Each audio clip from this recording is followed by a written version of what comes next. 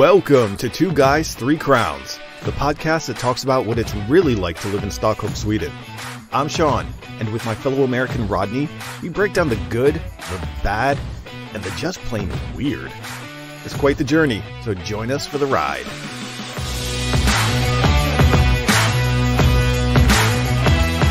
So your bags are packed, hopefully 23 kilos. You're on your way back because you got an antigen test. Hopefully. Pretty soon you'll be back here in Stockholm, freezing again. Hopefully. Sean's leaving on a jet plane. Hopefully Trying to get back to here again. Yes. Woo. The countdown is on. Yeah, let the games begin. Yes. Yes. I feel like this whole week from Monday tomorrow all the way through till the end of the day on Friday, that's all for me.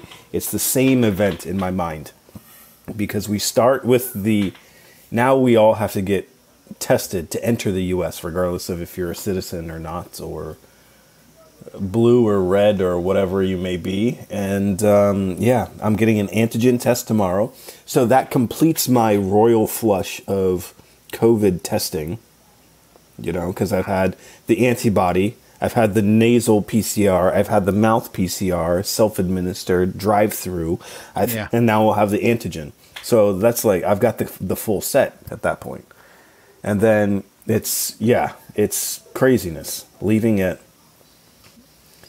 Tuesday night, 8 p.m., and then doing multiple cities to eventually get to Newark, New Jersey at some point. And then we spend the night in a hotel, and then we fly over to Copenhagen and then to Stockholm. There you go. We originally purchased the ticket direct. They won't let us fly direct. It's a good thing you're not traveling with an infant.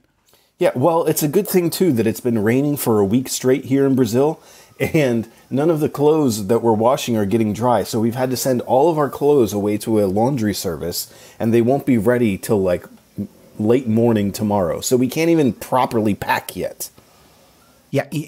Is there no, can't you guys add to the stress somehow? I mean, really? Oh, I'm sure we'll find something. I am very sure we'll find something. Yeah. No, and you were saying that you need a test since you're traveling from Brazil to the U.S., but you actually need a test. I mean, Brazil, you got to get tested if you're going anywhere. Oh, yeah. Well, everything, you walk into anywhere, and any like a little mom and pop shop, they're not going to do it, but any major retailer, they're going to scan you with the, they either have the instant read thermometer that they scan your wrist with, or the little, what do you call it? The dispenser for the hand sanitizer, contactless hand sanitizer. Right. It'll display what your temperature is when you put your hand under and get your little hand sanitizer. I was like, wow, that's pretty good. I like that. Ooh, that's kind of sneaky. Yeah. That's kind of. So then we went into the grocery store yesterday just to pick up a few last things, and then Hinata got 36.3 because it's all in Celsius, so it's all within the average range, and then mine's 36.2. I'm like, mine's lower. I win. I get the aisle seat. Yeah. Exactly. No, because we saw the latest. I don't know if it was Friday. I think it was Friday. The Sweden went out with one of their latest Corona update situation stuffs, and Brazil popped way up on that. Up on that radar. Oh yes, because apparently they have a variant here, a variant UK, variant South Africa, and variant Brazil. So yeah, one of the cities up in the Amazon area where it's super hot, called Manaus. Right. They're kind of facing an Italy situation. It's super sad. They're at capacity, they're out of oxygen and all that kind of stuff. So it's getting out at the right time, I think. But we do have to. We're supposed to once we leave Brazil, according to the Swedish authorities, we're supposed to quarantine for 7 days. I'm like, well, exactly. I'll be quarantining in a tube in the sky for part of that. Don't really have another option. Yeah, and I was trying to figure out because I read it a couple times since I know you guys are traveling back, and I was trying to figure out how they went ahead and actually, how they phrased it in their little in their little warning thing. And, in Swedish fashion, it was more of a recommendation, that it's recommended, or it was anything. They didn't say please, but, I just remember people I think it was a lady in Hawaii. And this is months ago when the quarantine thing had happened, and she had flown over to be with her son and was supposed to quarantine for 2 weeks. Yep. And the neighbor turned her in.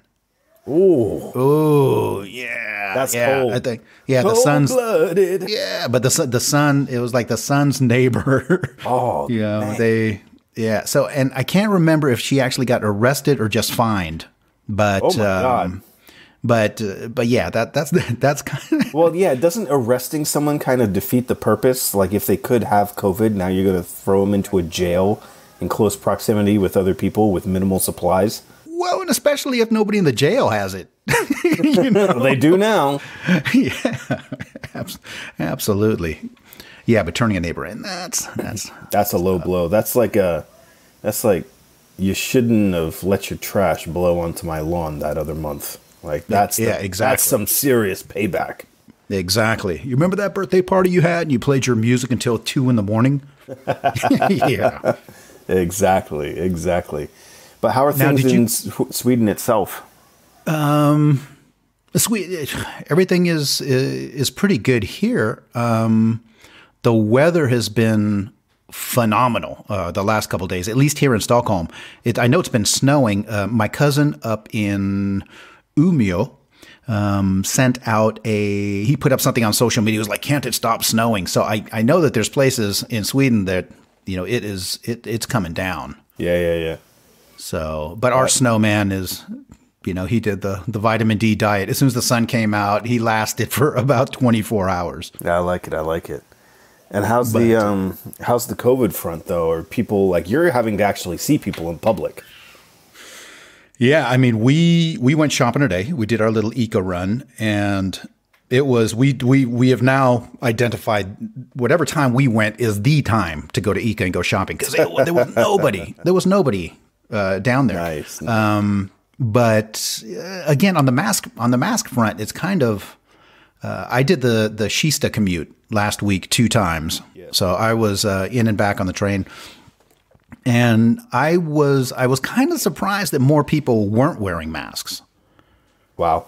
It's I mean I am masked up when we go, but then you get into that kind of a where I get to look at people and give them the I am superior to you. Yeah, I look at them and give them the I give them the stink eye. I give them that. For the listeners at home, Rodney's facial expression is not changing at all. Very Swedish of him. Permanent and resting stink eye face. Yeah, hey, but the one thing that I didn't test last week that I'm going to try and do this week is that whole ventriloquist thing I was telling you about. Like when you have the face mask on, I'm going to see if I can. Yeah, because I know I can make. I've tested making clicking sounds and stuff just to see if people look. I look out the window and I make the clicking sounds. Behind my mask, that works. But I'm going to see if I can actually throw my voice next week. That'll be a good one. Well, don't throw out your back while you're doing it. Hey, shopping wise, do you have like allocated a certain amount of stuff that you can bring from Brazil, and then you're gonna, you have your like the NyQuil space in your suitcase already allocated? No NyQuil space this time, I don't think. Ooh. Yeah, it's because we've done so many countries. Wow, and it's such a pain in the neck to do anything, to go anywhere. All the rules keep changing. That it's like we're trying to bring back as little as possible. I mean, we're bringing back some clothes for Dylan, right? But yeah, maybe like a bottle of cachaça or 2. I think that's going to be kind of our treat to ourselves. Okay. I saw on Facebook group, if it was, I think it was like day before yesterday, but somebody had put up. I can't remember if they wrote if there's anybody in the United States right now or coming back soon, or if there's anybody going and coming back soon. And I was thinking that right there is one of those signs of somebody having run out of either NyQuil, or totally. Yeah, one of our things or where people Neosporin. Neosporin, would people start asking like, "Hey, is there anybody possibly?" Yeah, completely. But Yeah, no, but you got- hopefully we've done all of our shopping trips. We did a whole bunch of shopping for Dylan when we were in Miami. When we had the delay. The delay kind of worked out to our favor in a lot of ways because we could get like some extra time to get Dylan some clothes because they're so much cheaper at like Carter's and Ross and stuff like that than buying in Sweden. So we like maxed out. We got like every bag was like right at 23 kilos coming into Brazil. And it's like that amazing feeling when you put it on the scale and it goes 22.8. I'm like, yes! Look at that. Look at that. In your face. Exactly. And then the luggage tag like moves a little bit and it goes. Don't breathe on it. Don't breathe on it. But there's some, like we have those little weight things that you tie around the bag and then you lift it up and it tells you the weight. Yeah. But then you never know at the airport, have they teared their scale recently or stuff like that? So like how accurate are the scales? Is it being used too much? So there can be some fluctuation. So you always have to have a little give. But yeah, I think when leaving Miami, everything was like just under 23. And then when we were in Brazil, you have to get your bags and then put them back in when you're in Sao Paulo because you're going on a domestic flight then.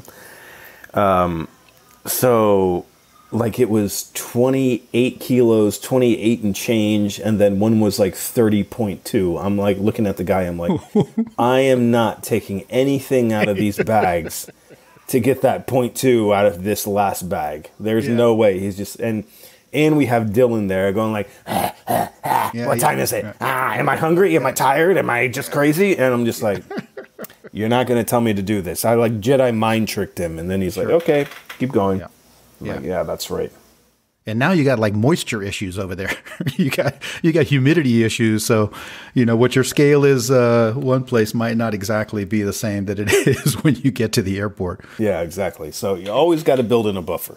But now if all goes according to plan, when are you back? When do you hit Arlanda? When are you Sometime on Friday. Okay. Yeah. So we start traveling the 26th. We get to Miami at like 6 o'clock in the morning, 5:55 when we land. And then we leave again at like 1. Our next plane takes off at 1. So we're trying to like run over to our friend's place real quick.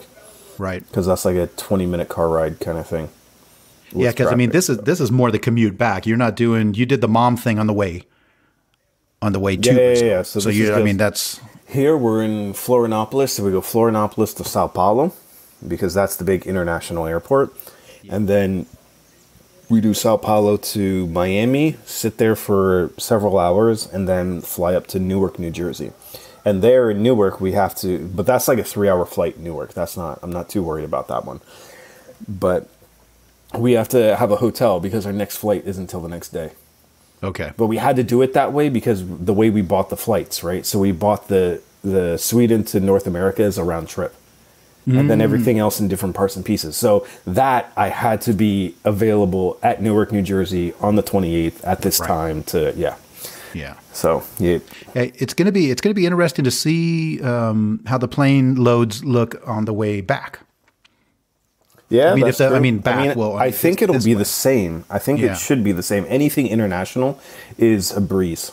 Right.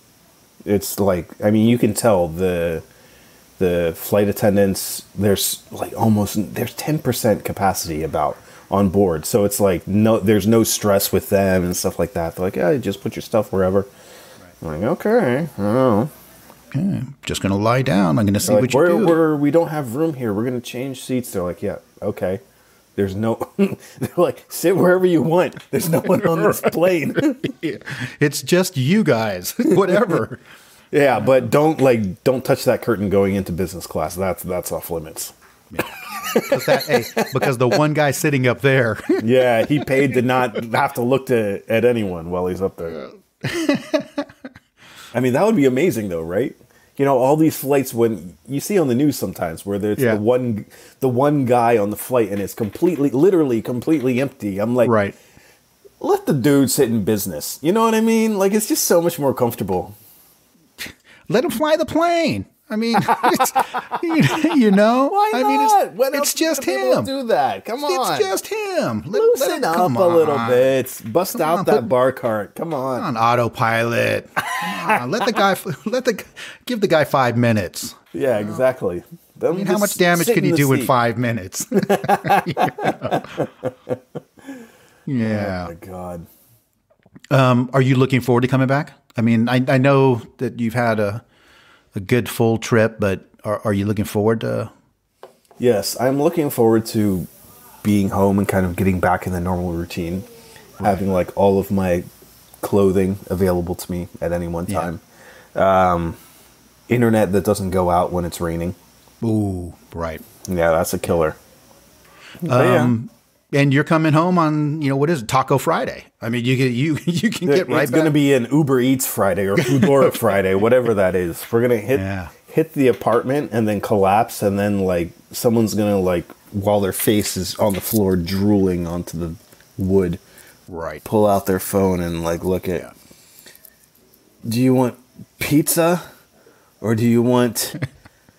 Oh God, there's no good pizza. What are we gonna do? Yeah.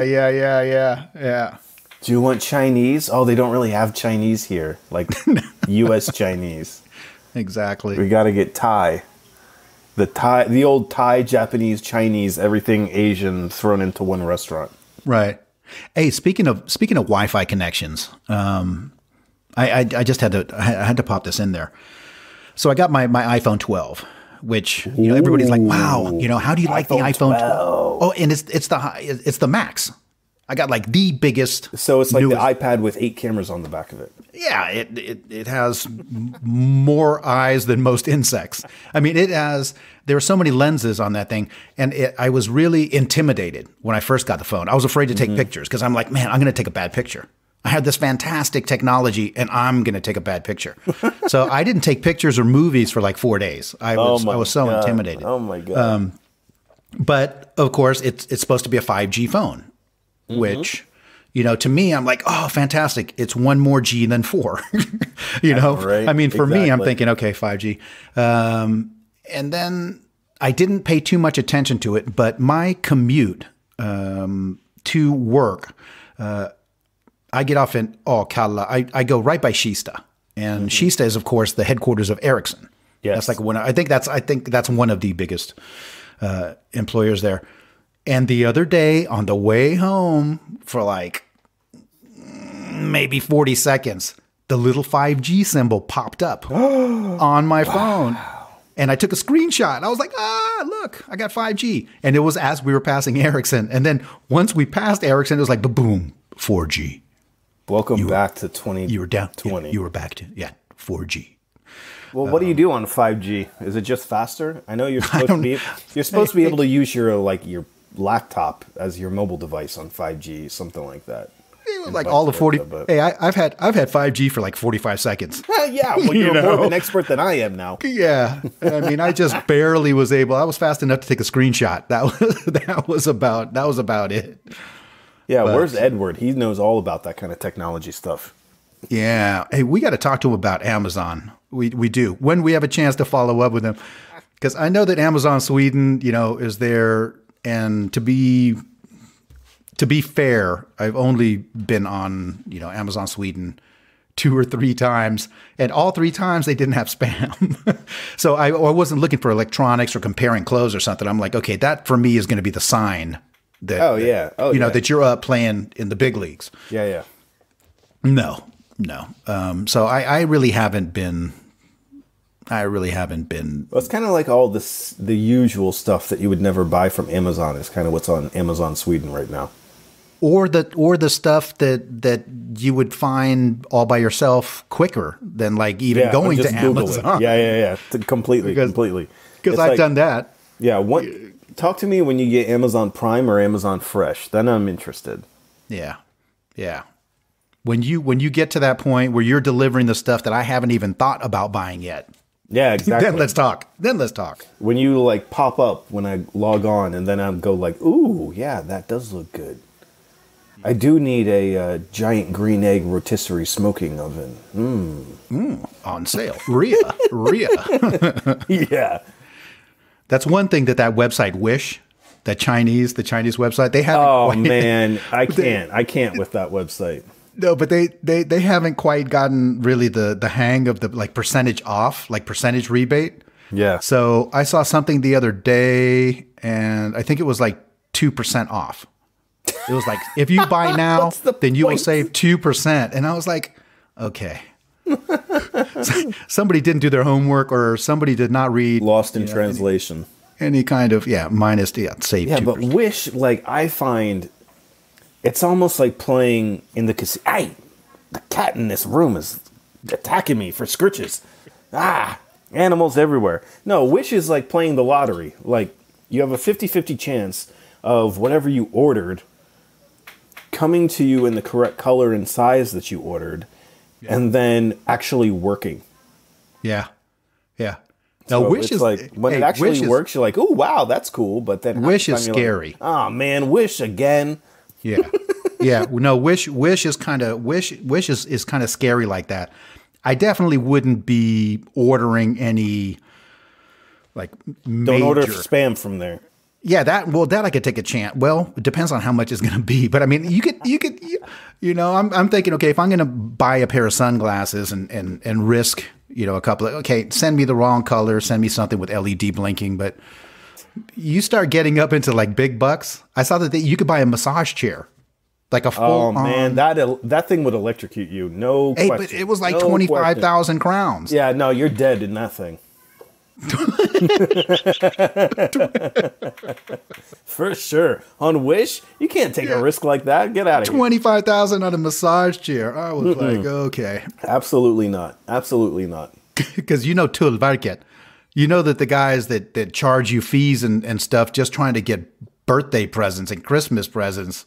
Oh, could you imagine what those guys would do? What's the one you sent me the other day? Something from the North Americans in Sweden group on Facebook. Like, yeah, is anyone else having problems with Post-Nord? I'm trying to get a gift from the U.S. and they want to charge me all this money. I'm like, right, girl, this is the least of your problems. Hey, that is a newbie post right there. It's like, hey, has anybody noticed that Post-Nord is a little slow? Or then the next one. Yeah, has anyone gotten their check yet for the stimulus in the United States? I'm like, check. By mail. Physical. Oh, yeah. Wait till you have to take that thing to the bank. You're going to get laughed out of that building. Yeah, you want stimulus, you should order a massage chair from Wish. Completely. That's good. No. For better or worse. Yeah. Cashing good old checks. Nah, that ain't happening anytime soon. One of the things that we brought up last time was 3 crowns. We talked about where 3 crowns comes from. And I feel bad because I feel like I should be probably schooling you a little bit more on Swedish stuff. We kind of go on tangents and we take it back, but I've been really bad at like vocabulary words and, phrases. The ones that I have given you've done very well with. Yes. But "nya" is only going to get you so far. More or less. But 3 crowns, I did go ahead and look it up. Of course, 3 crowns, I think globally people associate it because of 3 crowns, the ice hockey. The ice hockey team is probably the biggest visible sign. Military as well. It shows up on the Air Force, I believe, that has the 3 crowns on the side of the airplane. But as I was starting to research, and I'm going to try and make this as short as possible, but it was kind of long and complicated, and I'm not really, once I graduated from college, I don't really do complicated anymore. Good policy. I read occasionally. But anyway, what I did do is the thing that I pulled out was there was discussions about how old and how long it's been around. And I believe that, let's see, it says the 13th century, that the 3 crowns were first used on a shield by Magnus Ladulås. and I'm hoping that I'm pronouncing that right.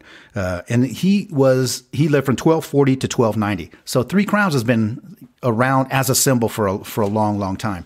But there is also some stuff in there where the Danes, there was like a Danish king that Christian III, that all of a sudden 3 crowns popped up on their crest over there. And then the Swedish king, Gustav Vasa, he was like, they must be getting ready to, there was some tension. So, well, King Vasa always made good decisions, right? Oh, yeah. Yeah, definitely. Definitely. Yeah, well, don't want to. You're bringing up Nya. I feel it's appropriate to bring up my top, given that this is the last episode of the current trip to Brazil, my favorite words to say in Portuguese and Swedish so far. Okay. Bring it. So in Swedish, Nya is probably up there because it's got so much personality. Nya. Yeah. You can do so much with it. Right. And another 2, these aren't ranked in any particular order, but number 2 on the list, it has to be the word for orange. Appelsin. Appelsin. Okay. Yep. I'm like, that's a dangerous apple. I like that a lot. And then the number 3 for Sweden, which I'm about to butcher, is the word for turtle. Ooh. Sköldpadda. Sköldpadda. That's right. Very good. Ding, ding, ding, ding, ding, ding, ding, ding. Very good. Which, loosely translated into English, I believe means toad with a helmet. Yeah. Sköld is like shield. So, I mean, it is like a shielded, yeah. Very good. Very good. Hey, but I promise that in upcoming episodes, we will introduce... I'll try and bring you up to speed on a couple of words. I like it. I'll actually leave you with one of my favorite words. Ooh. Yes. One of my favorite words is gift.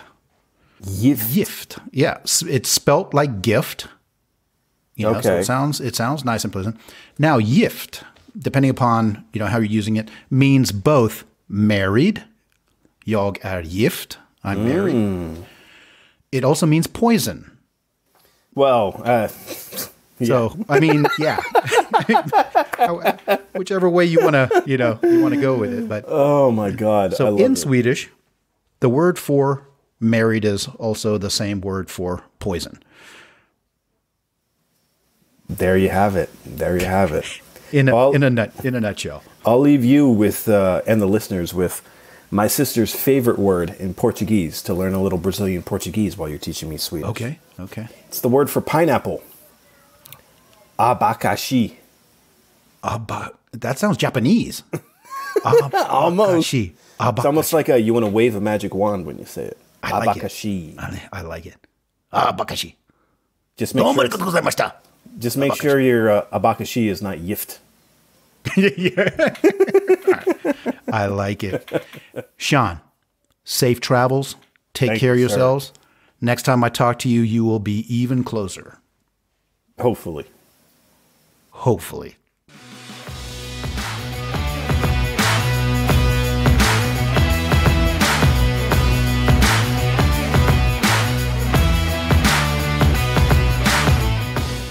All right, everyone, that'll do it for this week's episode. As always, a very special thank you for tuning in. Don't forget to check out our Instagram for more 2 Guys 3 Crowns goodness. You can also check out our YouTube channel for some behind the scenes action, and check out our merch store on our website. You'll find all sorts of cool stuff. And then catch us back here next week for more 2 Guys 3 Crowns.